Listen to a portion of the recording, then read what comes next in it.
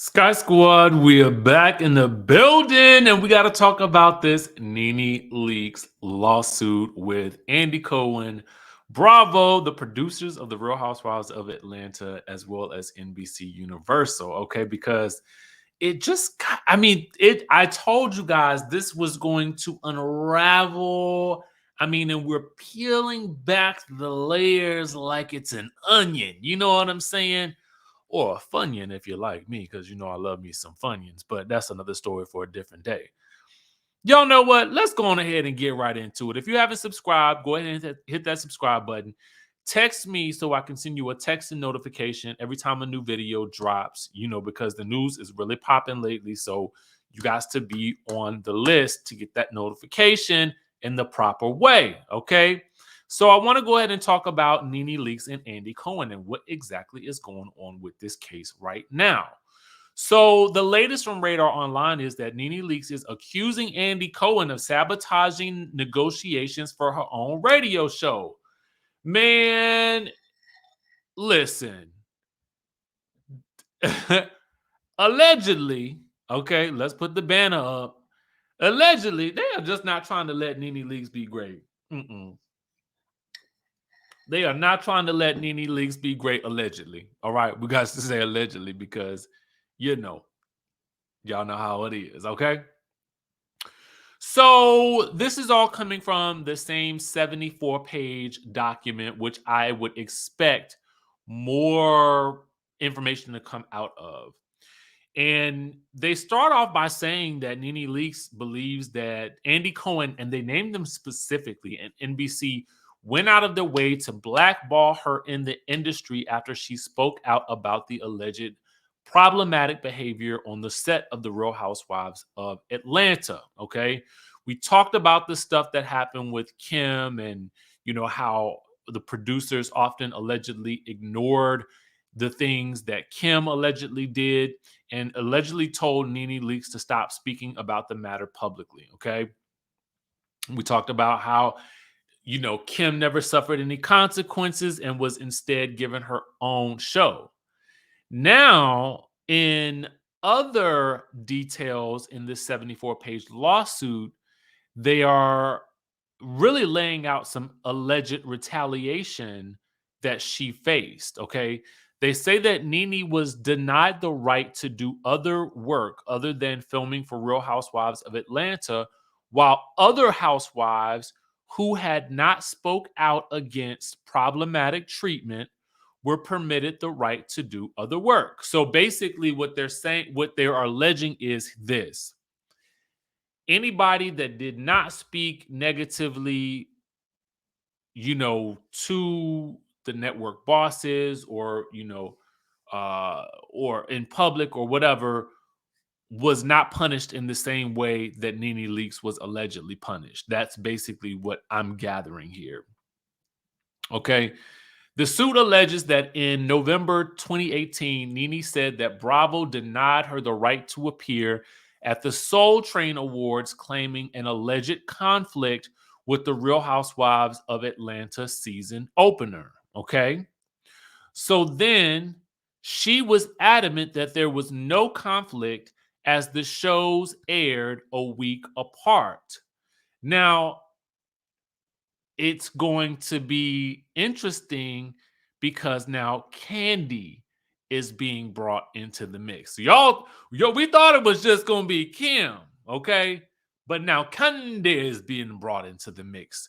So this is where things is going to get a little bit interesting. The suit points out that Kandi was given clearance to appear on Celebrity Big Brother the same season, that very same season, which aired on a major network at the same time as Real Housewives of Atlanta, which created a direct conflict. Okay. So that is interesting in and of itself as well. I mean, it would seem as though what's good for one should be good for the other.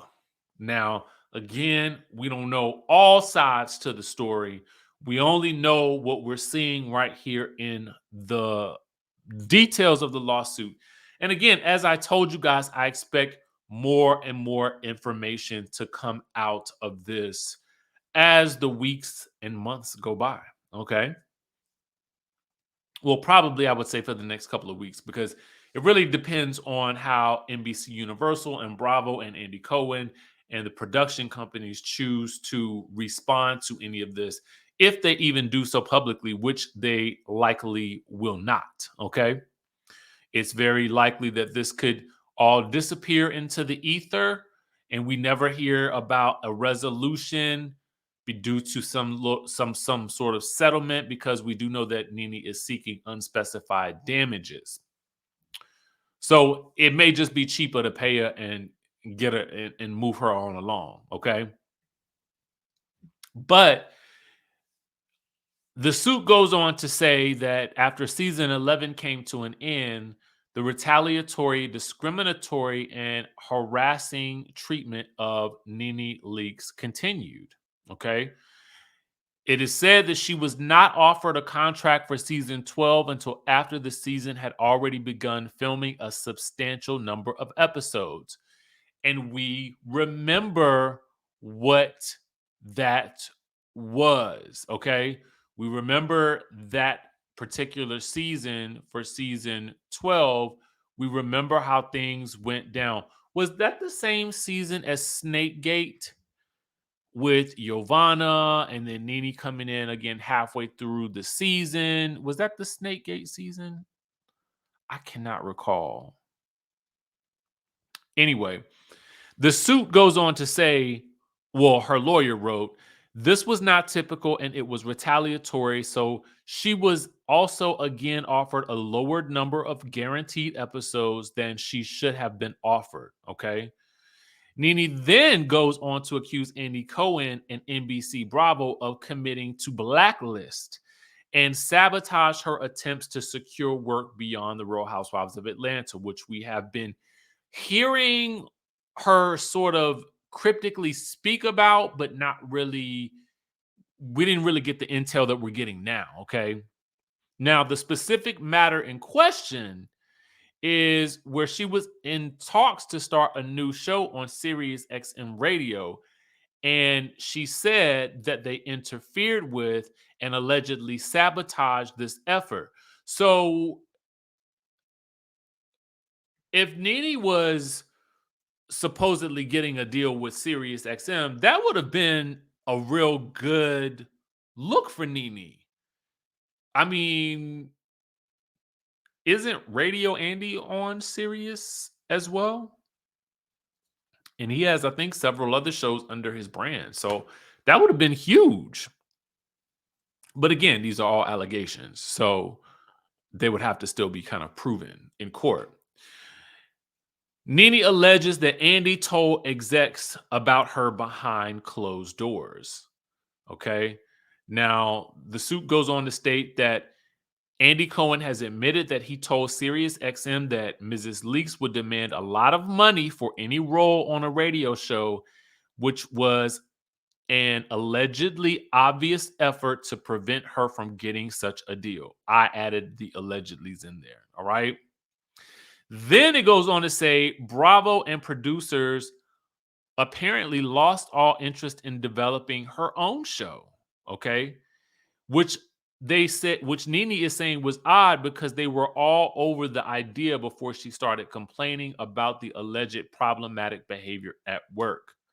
At the same time, however, they did negotiate and close a deal with another Real Housewife of Atlanta star, Kandi Burruss. She secured a deal for her own spinoff, Kandi and the Gang. They say Miss Burruss had not been vocal in calling out the problematic, inappropriate behavior over the years to the degree that Mrs. Nene Leakes had been.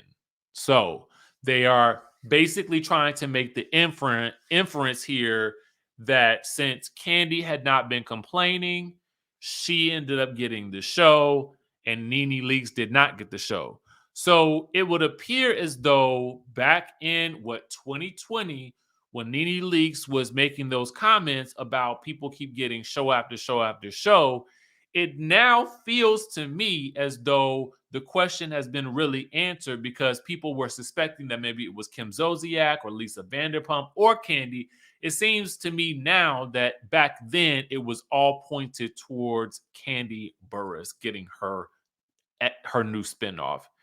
And from what we hear, there could potentially be another Escape spinoff, season 2, which I would definitely love. I mean, I'm just saying while we talking about it, okay, because that was some good TV right there. Okay. Um, this is a lot. The sabotage of it all, okay? Sabotaging her from getting a radio deal with Sirius XM allegedly. Ain't that some stuff right there? I mean, and I want to read you guys the statement, this that where it said, um, it alleges that he said that she would demand a lot of money, okay, um, if they were to try to, bring her on or whatever. And I'm sure she would, want her fair share of coins. I was once told when you are negotiating for yourself, you should always ask for an amount that makes you a little scared. You know what I'm saying? That makes you a little frightened.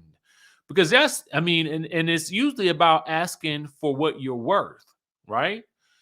So if you know your worth, you will always want to come to the table with an amount that you feel like is I mean on the money, okay? So what do you guys think of all this as the story unfolds? Where are you with your thinking in this situation? I mean, now that it's not just about Kim Zolciak, which we had initially thought, now that it's about other examples being pointed out, I find it very interesting to see, the details as they come forth. And I still kind of wonder what happened with Lisa Bloom representing her. What happened with that? Where did that fall apart at? Because that was made into such a big to do. Anyway, that's all we got for y'all in this video. I just wanted to bring y'all this bit of tea right here because I was like, oh, this is very interesting. Very, very interesting. So, with that being said, I will catch you guys in the next video.